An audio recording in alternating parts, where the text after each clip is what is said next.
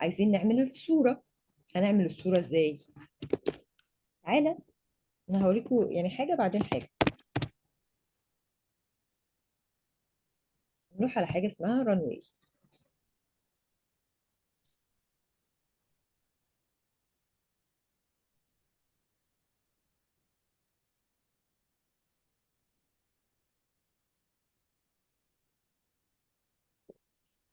رانوي بيعمل ايه؟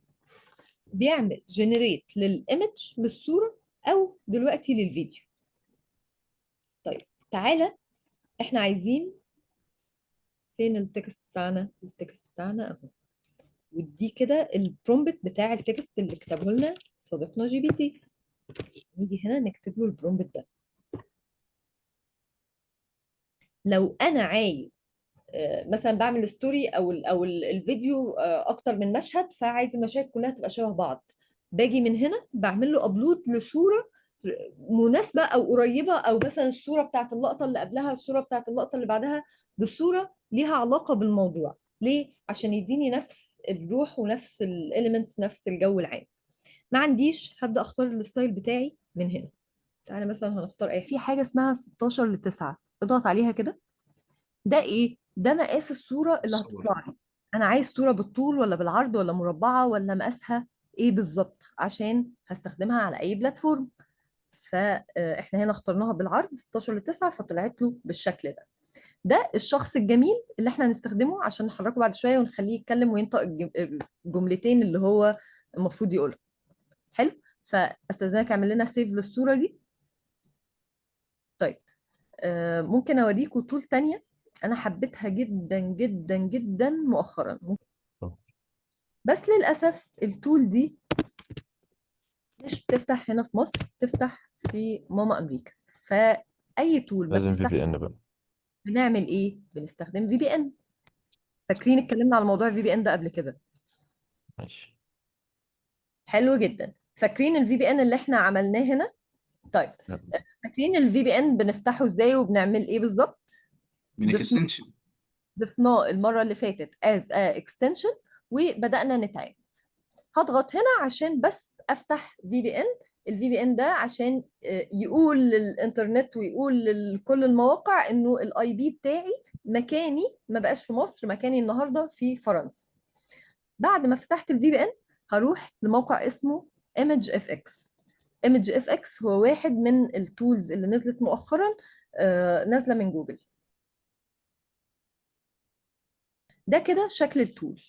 انا بس قفلت البراوزر خالص وفتحته مرة تانية. لما فتحته مرة تانية بدأ يشتغل معايا عادي. فاقفل خالص، افتح مرة تانية، شغل الفي بي ان بتاعك الأول، بعدين افتح الويب سايت نفسه. نرجع لجي بي تي بس اخد الكونتنت اللي احنا عايزين نعمله.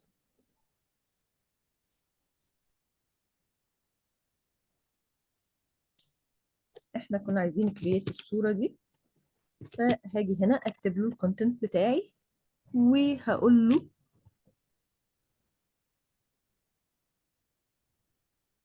اعملها لي بالبيست كواليتي، الكلام ده كله اتس اوكي كرييت.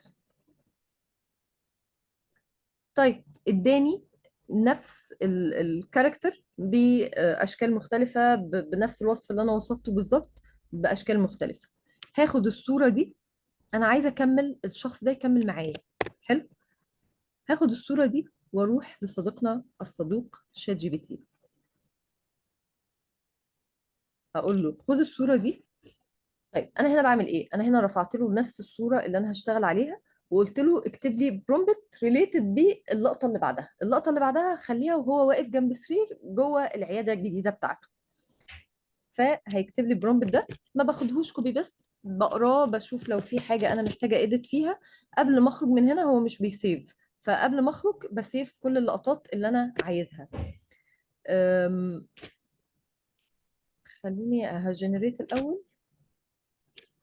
على ما هو خلص مجموعه الصور الاولى، انا هاخد الصوره دي سيف عندي، هاخد الصوره اللي بعدها.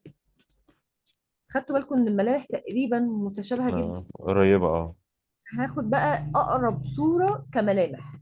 انا هنا اللوكيشن خلاص واحد، انا هاخد اقرب صوره كملامح واكون ظبطت على صديقنا جي بي تي الصورة اللي بعدها والتكست اللي هكتبه او البرومبت اللي هكتبه للويب سايت هنا.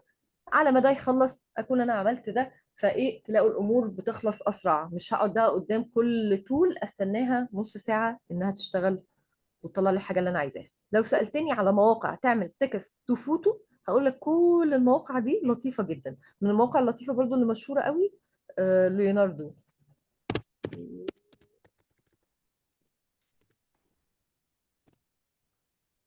لا مش ده، ثانية واحدة.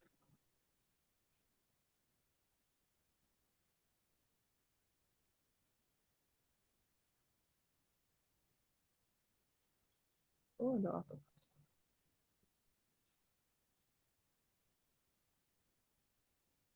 بس لو هتسألني النهاردة أحسن ويب سايت يعمل لي صورة هو إيه؟ هو ايمج اف اكس.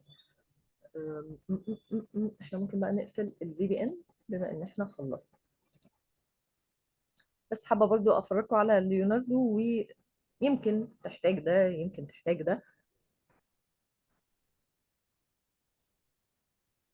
يبقى انت عارف كل التولز اللي ينفع تستخدمها. طيب ليوناردو كمان شغال بسيستم البوينتس.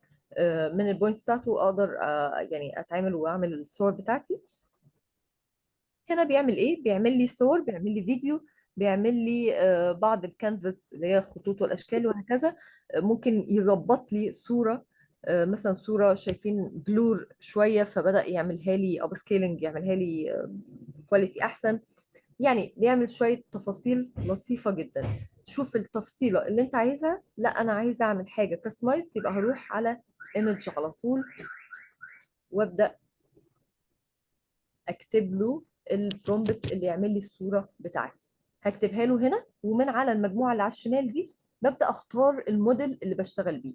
يعني ايه موديل؟ يعني الشكل النهائي هيطلع شبه ايه في الستايلات دي. احنا بنشتغل على صورة حية وحاجة حية، يبقى هشتغلها فوتوغرافي. شغال على حاجة فيها إليستريتور وحركات وإليمنتس، يبقى هستخدم الجرافيك وهكذا. أو أجرب لحد ما أوصل للنتيجة اللي أنا عايزاها. أنا هاخدها دلوقتي سينماتيك. أه هبدأ أختار المقاس من هنا، أختار عدد الصور اللي عايزه يطلع. هو بيطلع لي باي ديفولت 4 صور. هختار كل حاجة وأروح أقول له جنريت. على ما يعمل جنريت، تعالوا نبص على الصور اللي عملها لي قبل كده. هتلاقوا ان كل صورة بيعملها الديسكريبشن بتاعها فوق اهو، البرومبت اللي انا استخدمته لإنتاج الصورة دي. اي فكرة بقى جت في دماغك ابدأ يعني استخدمه عشان يطلع لك الصور المناسبة ليها، سواء شخصيات سواء. وهتلاقوا برضو الشخصيات لما بتكتب له البرومبت مظبوط، هيكتب لك هيطلع لك الشخصيات متقاربة جدا من بعضها. ابدأ بقى استخدمه ان هو يجنريت صور مختلفة عشان تبقى حقوق الملكية بتاعتك انت. طيب هنا بدأ يطلع لي القماش واختياره وكذا، بس ما طلعليش التاني فيجر زي ما احنا عايزين. عشان كده بالظبط قلت لك ايمج اف اكس هيبقى احلى كتير. ليه؟ لان هو بيديك الحاجة اللي انت عايزها بالظبط. ليوناردو برضو ايه، لازم يحط التاتش بتاعه بغلاسة يعني. طيب عملنا الصورة وعملنا الصورة.